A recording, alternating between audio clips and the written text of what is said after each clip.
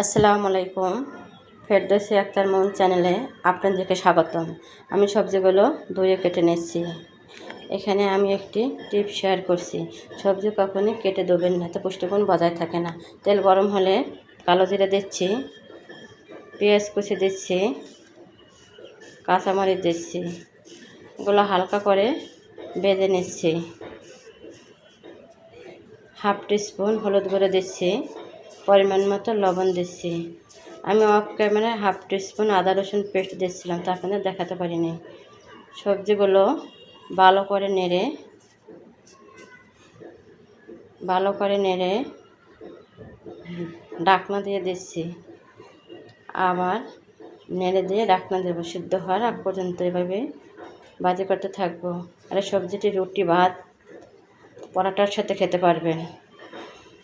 please like,